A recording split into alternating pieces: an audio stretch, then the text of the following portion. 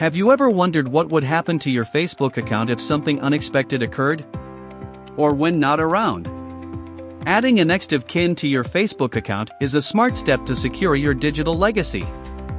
In this video, I'll show you exactly how to add a trusted person to your Facebook profile in just a few simple steps.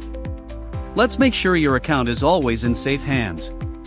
And also make sure the person you will choose as your next of kin also has an active account on Facebook.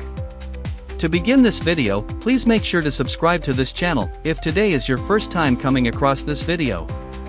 Turn on the bell notification to get notified when a new helpful content like this is uploaded through this channel.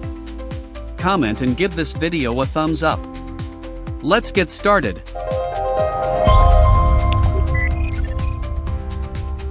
Open the Facebook app and click on the profile picture at the top right corner. Then click on the settings icon. Tap on the personal details under the account center option.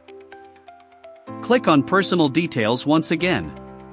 Then tap on the account ownership and control option. Click on memorialization. Then click on your profile picture.